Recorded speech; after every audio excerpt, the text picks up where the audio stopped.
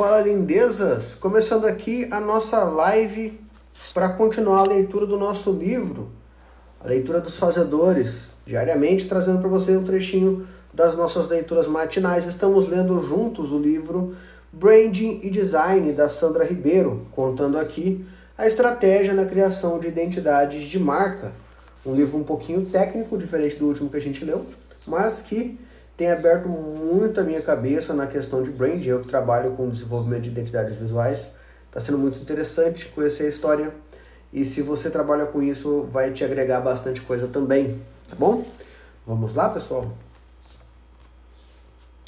Cabe ressaltar que 2 anos antes da publicação do referido artigo, o mesmo Marco Antônio Rezende proferiu uma palestra em um evento específico sobre identidade visual, na qual apresentou uma metodologia muito similar à publicada no texto de 1979. O público do evento era essencialmente formado por empresários, a quem Rezende se dirigiu, reafirmando a importância da implantação de um sistema de identidade visual nas corporações. Já o designer e consultor de imagem corporativa, Norberto Chaves, apresentou sua teoria e metodologia da identificação institucional e, de forma geral, dividiu um processo em 2 grandes etapas: a analítica, que se concentra no conhecimento profundo da instituição, e a normativa, que consiste na caracterização e intervenção necessária. A etapa analítica se subdivide em 5 fases: investigação, identificação, sistematização, diagnóstico e política de imagem e comunicação. A investigação consiste em um trabalho de campo e tem como objetivo básico inserir a equipe técnica no contexto concreto da instituição, para produzir a documentação sobre ela relativa aos 4 níveis de análise: realidade institucional, identidade institucional, comunicação institucional e imagem institucional. Uma vez constituída a base de informações sobre o programa, pode-se passar pela fase seguinte, a de identificação. Nela, o projeto institucional deve orientar as linhas de valores que comporão o texto de identidade, ou seja, o discurso explícito do caráter e da personalidade da instituição. Ele será instrumento que permitirá avançar o programa, pois define os recursos de imagem a serem utilizados e provê os conteúdos semânticos e retóricos do programa. Em seguida, dá-se a fase da sistematização, que consiste na definição de um sistema de emissão de discurso da identidade institucional.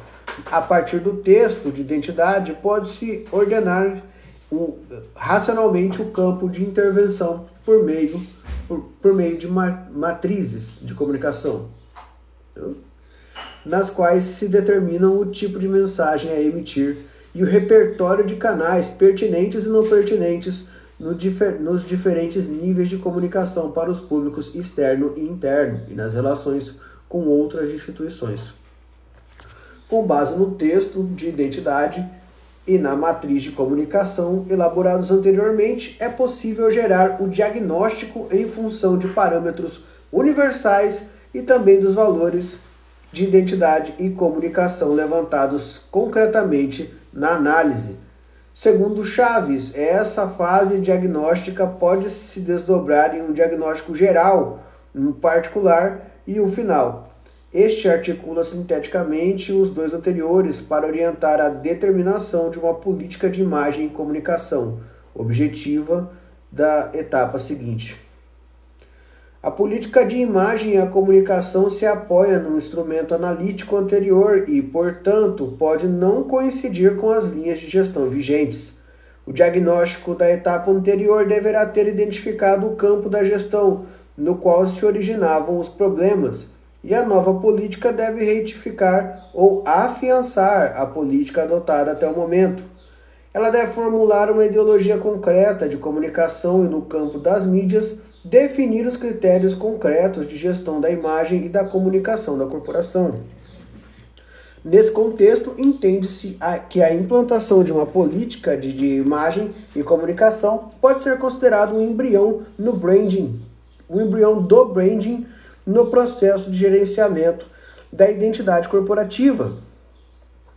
A etapa analítica outorga um conhecimento sobre a instituição e sua etapa real, Norberto Chaves detalha então a etapa normativa, afirmando que ela é composta por 3 fases sucessivas de intervenção: a formulação da estratégia geral de intervenção, o desenho da intervenção sobre a imagem e comunicação e a elaboração de programas particulares. A designer e consultora de gestão de marca, Aline Wheeler, explica em seu livro que o processo de identidade de marca é definido por 5 fases: condução da pesquisa, classificação da estratégia, design de identidade, criação de pontos de contato e gestão de ativos. Ou seja, os passivos não tem vez com ela. Brincadeira, pessoal. Assim, pode-se concluir que a maioria dos autores aqui citados concorda com a essência que a metodologia do design é composta pelas etapas de processo investigativo para conhecimento e análise de problemática, de desenvolvimento da solução em si e de implantação. Wheeler evidencia um maior aprofundamento nas fases iniciais do trabalho, pesquisa e classificação da estratégia, e também na fase final do processo de construção da marca, que é a gestão desse ativo ou branding propriamente dito. Essa diferença endossa a noção de que o branding é uma nova atividade que se insere na metodologia do trabalho de construção de identidades de marca e não mais de identidades visuais, desenvolvidos pelo designer. Do ponto de vista da metodologia para a construção de identidades visuais, e comparando-se às definições apresentadas por Marco Antônio Rezende e Norberto Chaves, pode-se considerar que a partir de 1979 o conceito de imagem corporativa foi ampliado.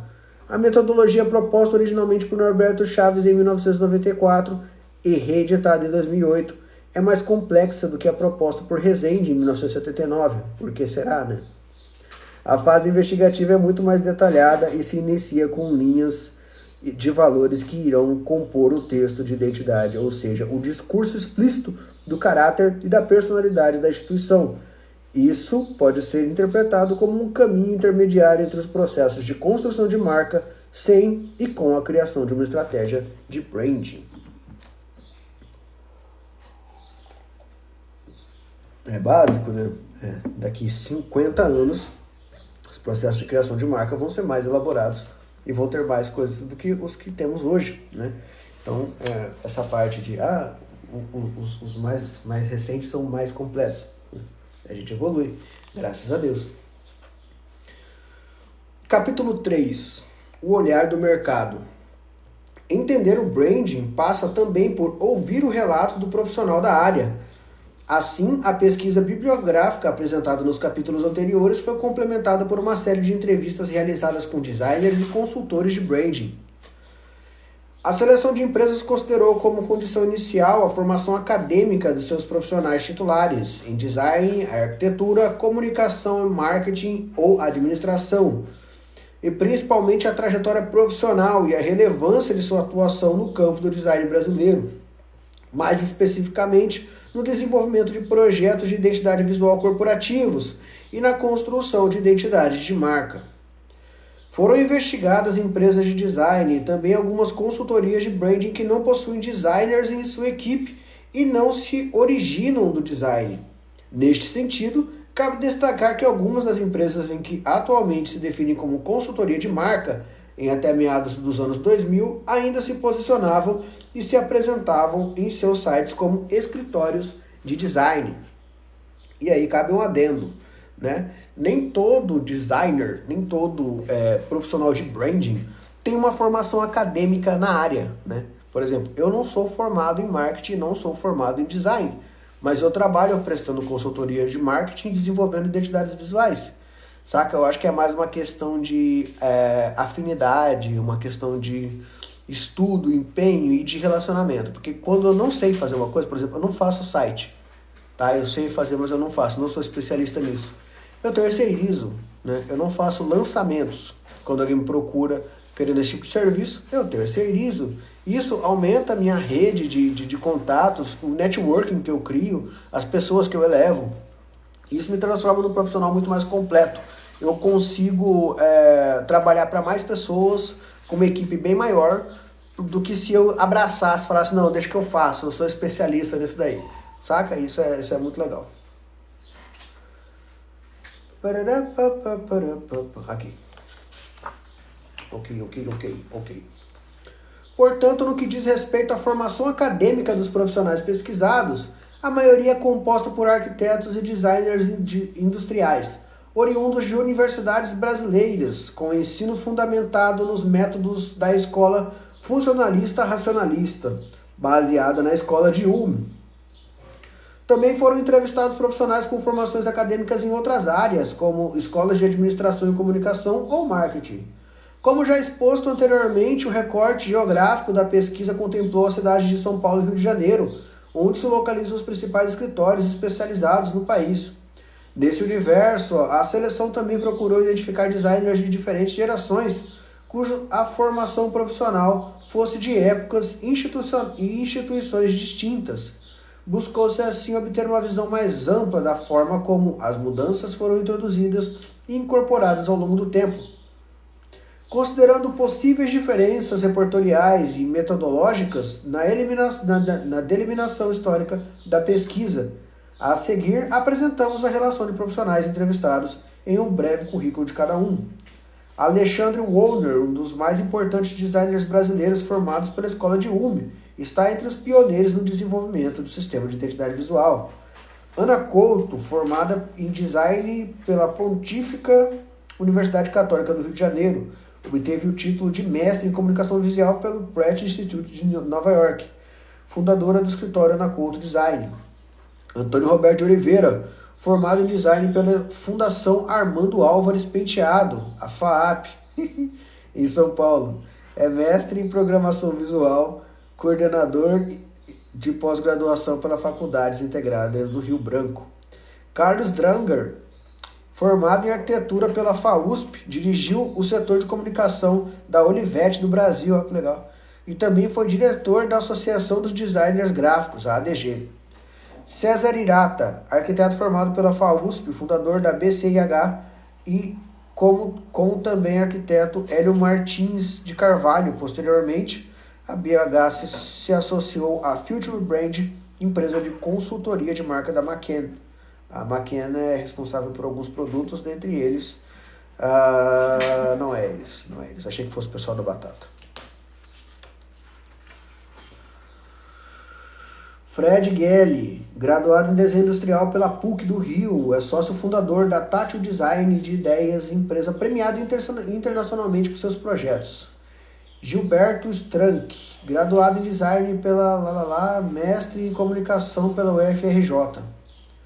Hugo Kovadloff, tem uns caras que tem uns sobrenomes aqui que não é muito brasileiro, tá? Mas vamos lá.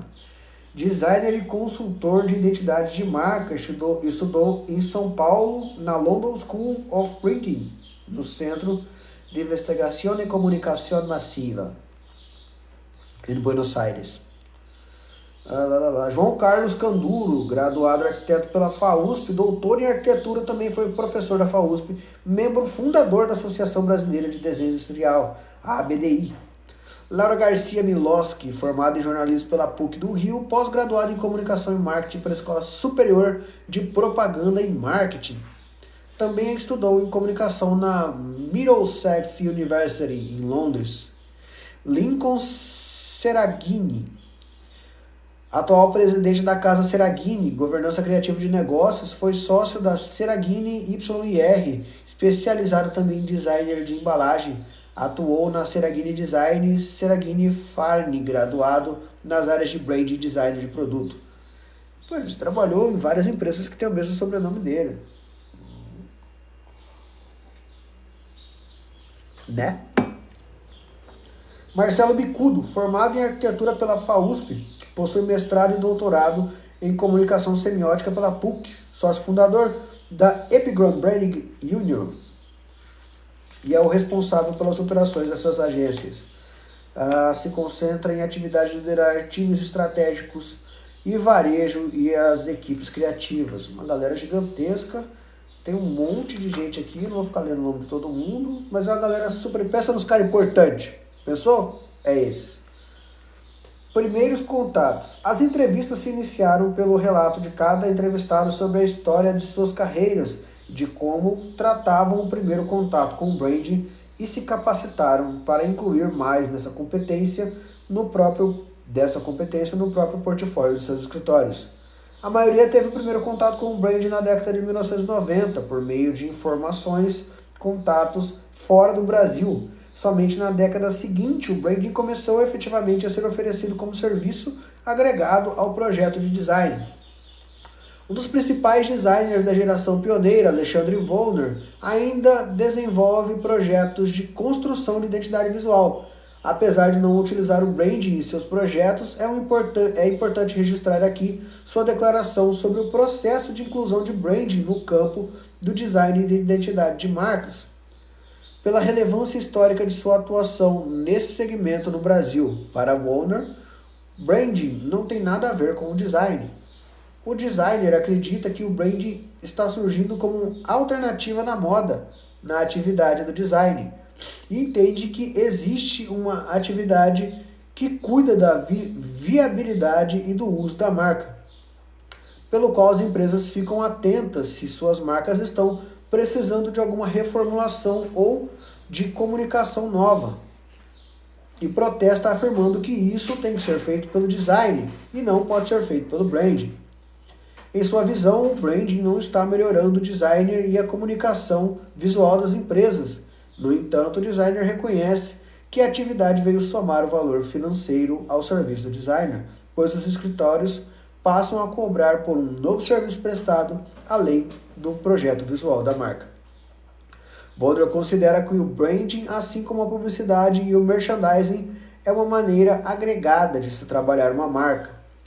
O designer Ronaldo Capaz acredita que o branding trouxe aos projetos de construção de identidade de marca uma nova visão estratégica e introduziu perspectivas diferentes no processo, reincorporado a dimensão simbólica do design em sua essência.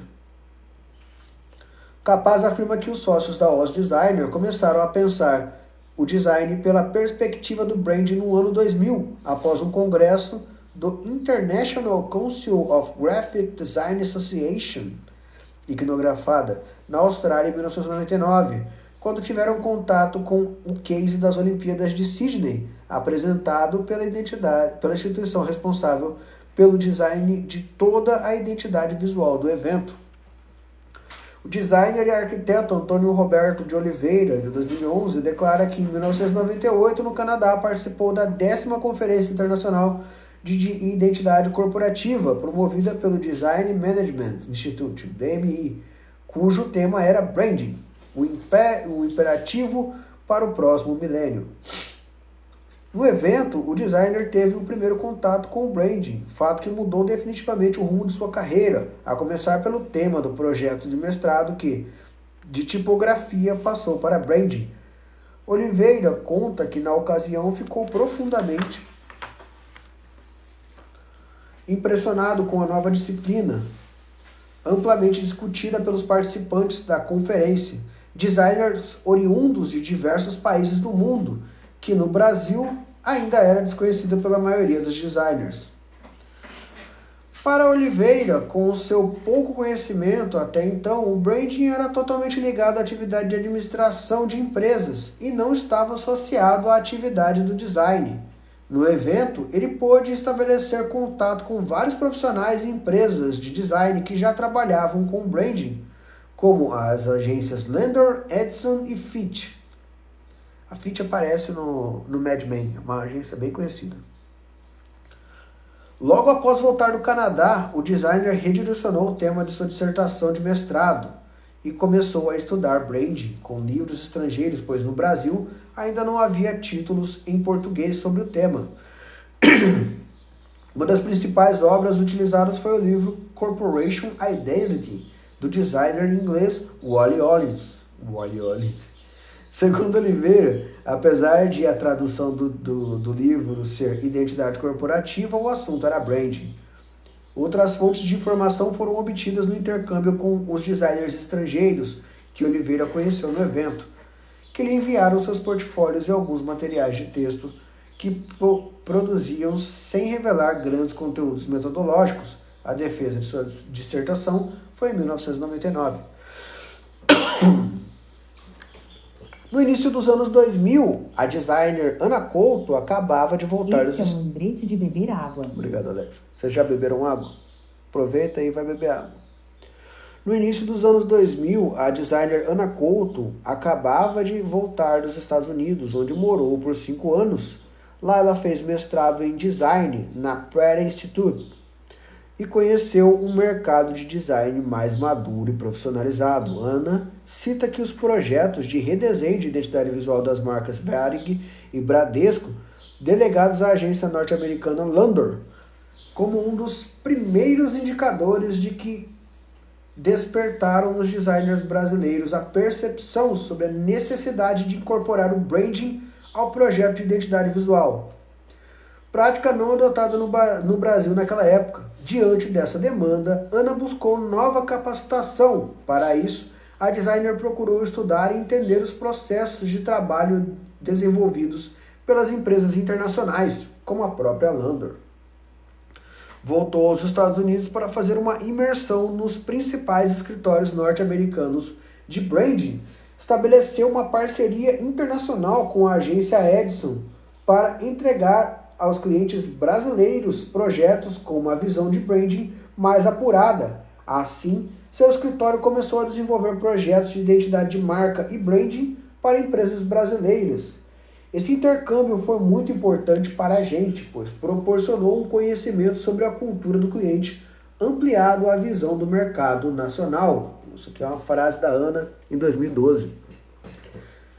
A parceria com a agência norte-americana permitiu que Ana Couto formatasse, enfim, a entrega do branding do seu escritório.